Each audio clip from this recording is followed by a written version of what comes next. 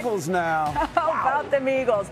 Coach, you're excited about Jalen Hurts today as well. I think a little more than Matthew Stafford because and he finds A.J. Brown. A.J. Brown, number 11. I tell you what, this is the best I've seen him play, Jalen Hurts. And he's a heck of a player. He's won a Super Bowl, but he threw the ball today just so nicely. It was pinpoint. The deep ball, he threw, I think, he had 5 passes of 20 yards or more. They threw the ball down the field. And he was connecting to these guys. And it didn't matter who he threw it to, they caught it. Look at that. He only passed the ball 23 times for 326 yards. And he also made it look easy, by the way. The Eagles go on to win 28-22. And Devonta Smith went for 183 yards, while A.J. Brown had 121 plus. Both found the end zone. It's the 3rd time that the duo has each had 100 yards and a touchdown. That's the most by any teammates in Eagles history. They were actually the only 2 wide receivers to catch a pass for Philly today. So if we see A.J. Brown on social media, I'm sure he's going to be really happy and wanting to communicate that too, because of what we're seeing from these both. We'll have to obviously listen to Devonta Smith first with Jeff Charlington. We'll get into it. Well, Devonta, if winning is the best medicine for an ailing offense, 326 passing yards, feels like you guys doubled the dose. How much does this help moving forward? It helps a lot, but you got to continue to take it one day at a time. Feel like we had a good week. We're trying to build on it, and, today we came out here, we took advantage of the opportunities. Yeah, Nick Sirianni said that you guys spent the last 10 days trying to figure things out. What exactly was it that you implemented that worked so well today? Just getting on the same page. We were on the same page a lot, and, when you're on the same page, stuff works out for you. So the team has everything ahead of it right now. You seems like you wash away those losses very quickly. Do you feel like everything is now right back on the tracks? Nah, I wouldn't say we're right back on the tracks. We still got some things to clean up, but we're moving in the right direction. We're going to be so excited anytime we win a game. And we really don't care how it looks. But then it's getting back, and we had a little bit of a mini bye to be able to look at some things, and those were some of the things that we came up with. Does that mean it's going to look like that every week? No. Different weeks call for different things, but that was a direction we wanted to go, and we'll continue to look at some things. Identity is important, don't get me wrong. That is very important to have an identity and be able to establish an identity. But for a long time now, we've found ways to win games. We found ways to win games in a ton of different ways. And then I think when you say we found ways to lose games, we've lost games kind of in the same way. So being critical of ourselves and knowing that the identity is important, but as this thing goes along, it's about winning. And they are winning. But what did the Eagles do differently? What was missing from this 2-game skid that they had that they brought today, Coach? Well, they played complementary football. I mean, their defense fed off their offense today. All of a sudden, they started rushing the passer, and they sacked the quarterback, and they did things that you saw last year when they won a Super Bowl. They played complementary football, and the offense generated a lot of electricity for this football team. They had a couple extra days, and I think they've heard a lot of noise outside the building. And that's what happens when you win a Super Bowl. Obviously, the next year you come back, you're everybody's big game. And that's what people don't realize. I went through this as a player. We won a Super Bowl. We went to the Super Bowl. We lost. But the next year, we're everybody's big game all of a sudden. That team went to the Super Bowl. And so now they got to deal with that. And I think when you're a team like the Philadelphia Eagles, some of these guys have never dealt with that.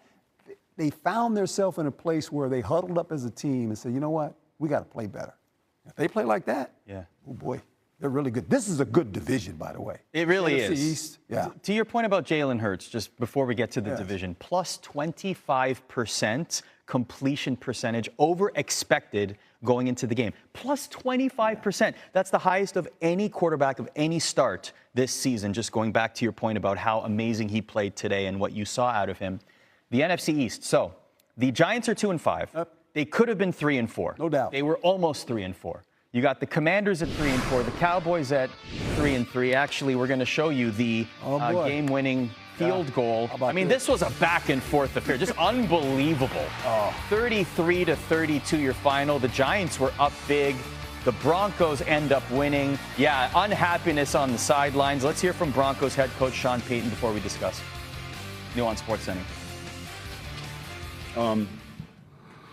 Couple things, and we'll go to questions. Obviously, Kind of a crazy back and forth game when you got later into that game. We struggled for at least 2/3 of the game offensively.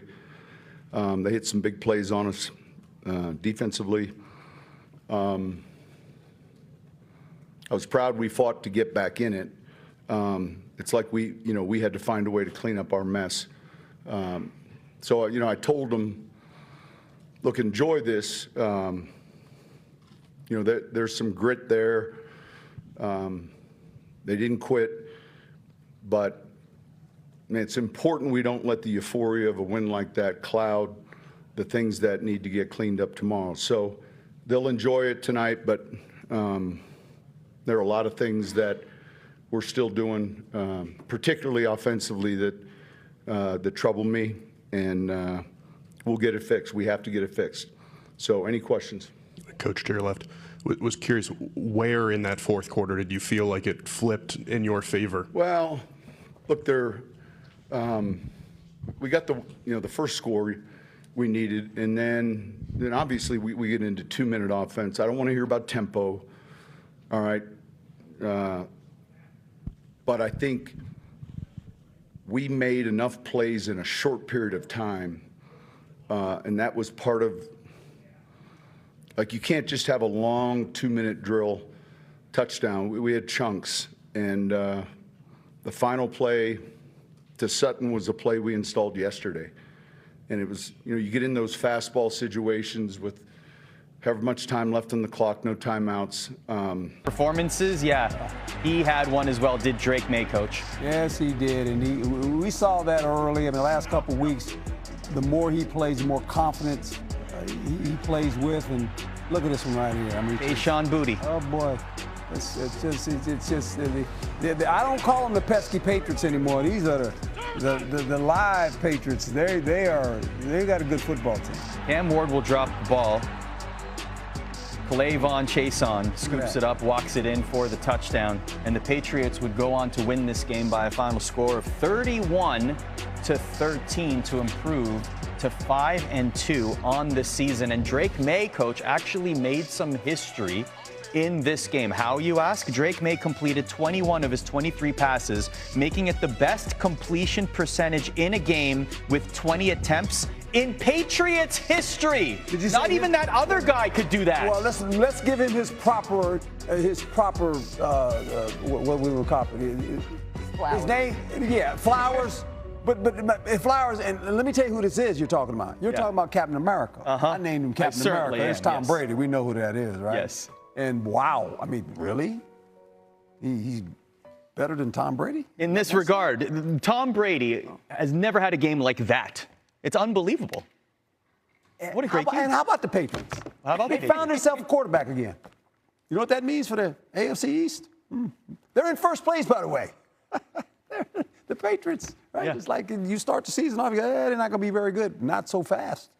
They're in first place. So off of that incredible performance by Drake May, that would call for a celebration in the locker room, and we just happened to have the locker room speech given by Mike Vrabel afterwards. Let's have a listen.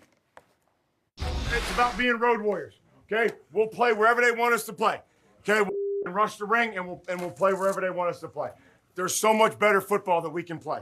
It's close, okay? But you kept taking care of business. I'm proud of you. I appreciate your effort, fellas. I'm proud of what you guys did.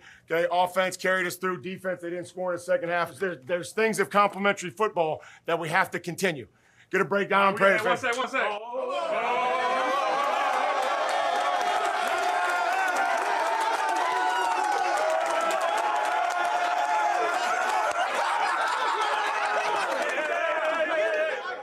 Hey, for Coach and all Tennessee coaches, Coach Vrabel, we love playing for you. Appreciate it. Glad you're our head coach, and we love you, Coach. Thank you. I got it. Bring it up now. Hey, team on three. 1, 2, 3.